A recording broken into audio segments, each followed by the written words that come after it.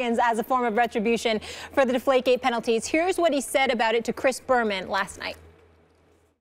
You know, that would mean we won the game. So that's all I really care about is us, you know, finishing this thing off. And, you know, I think we've had a great season.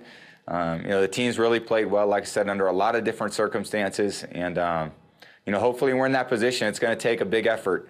It's going to take, you know, a great football game by our team. So, you know, I'm excited for our opportunity. You know, hopefully we can make the most of it. Stephen A., did you hear that? Deflategate is not a motivating factor. Are you buying it? Yes, today, but not Sunday if you win and you see Roger Goodell right there. That's an entirely different emotion. The work is done, and now it's at your disposal. It's at your discretion what should or can be done or whatever the case may be. Because if you're on that stage and you are a Super Bowl champion, after all you endured, you finally got the job done.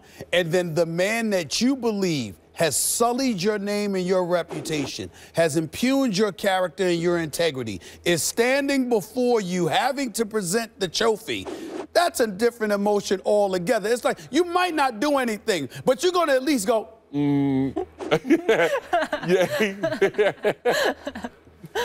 Give me the damn trophy. You're going to at least do something like that. You understand what I'm saying? It's going to be some kind of look or whatever the case may be. And if you're smiling like Tom Brady is with that George Foreman smile right there, it's going to be like, how you like me now? That kind of smile. But it's going to be something.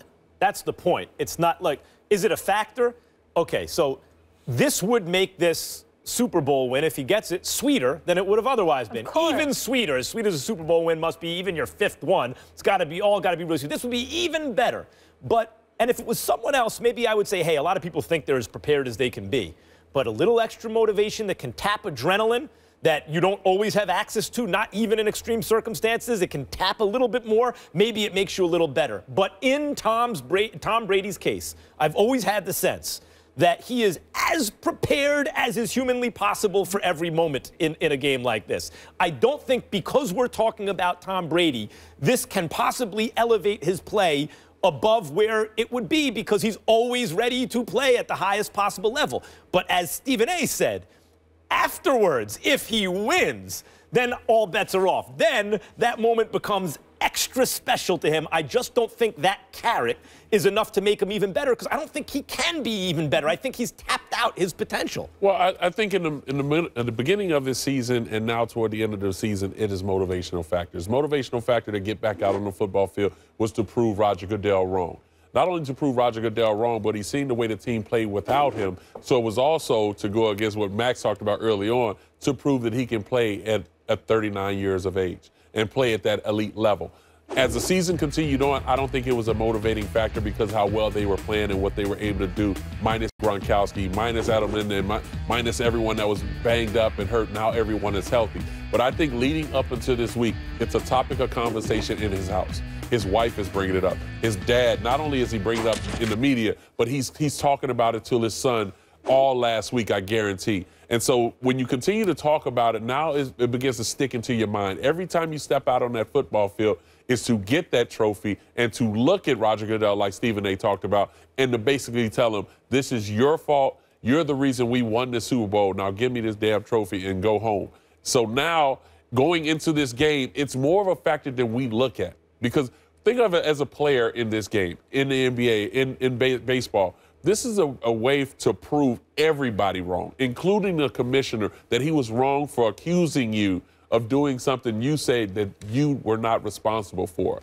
And not only that, to win the Super Bowl. And if he wins the Super Bowl, he's going to get MVP. They're going to get MVP so that he can be on stage for this particular reason. The NFL will set it up this way because it's not only good for a guy like Tom Brady, this is great for Roger Goodell. Yeah. Roger Goodell having all the power to make all the decisions and still stand in front of you after I suspend you for a game. You can't script this any better, though, in terms of revenge. That's true, but I will tell you, according to numerous sources that I have, Roger Goodell, no one was more happier than Roger Goodell when the New England Patriots lost in the AFC Championship game last year. He can go hang out in New England again next year. He did not want to be on that stage with the New England Patriots. And to some degree, yes, it's a year later. And the momentum has dissipated to some degree. But remember, this season, Tom Brady was suspended for the first 4 games. So I still think that Roger Goodell has a strong level of discomfort when he's talking about being at that Super Bowl and having to be on stage with the New England Patriots, and in particular Tom Brady. I definitely believe he's uncomfortable with that. Everything we're talking about, what you were talking about, is going by the assumption that he didn't do it. What if he did it? We don't know. And the Wells report said it's more likely than not, and that's been disputed, but whatever. It's unclear if he did it or not. What if he did it? Does that change the motivation for Tom Brady?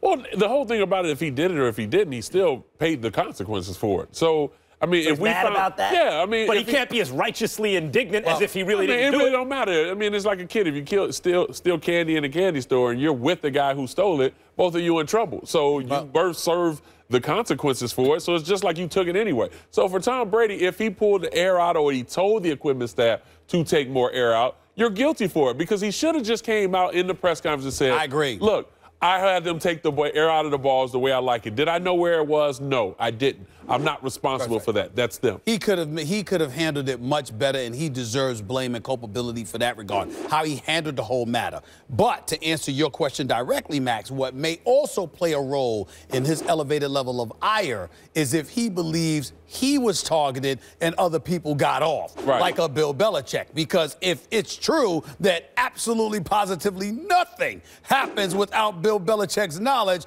and Tom Brady sitting there taking all of these hits while Bill Belichick, they miss a game. Oh, nobody stepped up and took bullets for him. Nobody stepped up and took anything from him. That might tick him off. And keep in mind, we got to remember this too. If you look at New England's history, when those footballs supposedly were being deflated, they never fumbled the ball. Not at Foxborough. I mean, and now this year, they were one of the league leaders at fumbles. I mean, so we understand the benefits. And by the way, the equipment staff members got their job back, too. Stephen A., it's deeper than that, because they used to, their fumble rate at Foxborough after Spygate went way down until Deflategate. I'm just saying, it's true. It is true. I mean, Max is right. Max is right. It's just true. That's the numbers. Those are the numbers. And what I really want to know is, was it you or your friend who was stealing the candy? That wasn't me. It wasn't you? It wasn't me. But you had to suffer the consequences. It wasn't me. Fighting it till the death like someone else. I stole some candy when I was 7 years old, got busted, and never stole another thing the rest of my life. Got busted at 8. Paid the price, did you? Oh, yeah. Oh, got home and... Man, told my mama. Got driven back. She got on that butt. No, she said, your father will deal with you. My father said, had the belt. Come on. Yeah. Come on. I'm telling you right now, my father be in jail if in today's society. In today's society, my father would have been pleased. Dad would have gave you the phone. Go ahead, call him. Call him. Call him. No, he'd be in jail and you'd still be stealing candy. Now it all makes sense. I probably would. Well, good to have you with us. We'll see you in Houston. Travel safe. Looking forward to that. Coming up next, guys, we're going to the association. He's right. Steve Kerr didn't mince words when addressing Donald Trump's executive order on immigration. The fellas will react. And Kerr's team ran the Clippers out of the building on Saturday night, but are they ruining the NBA season?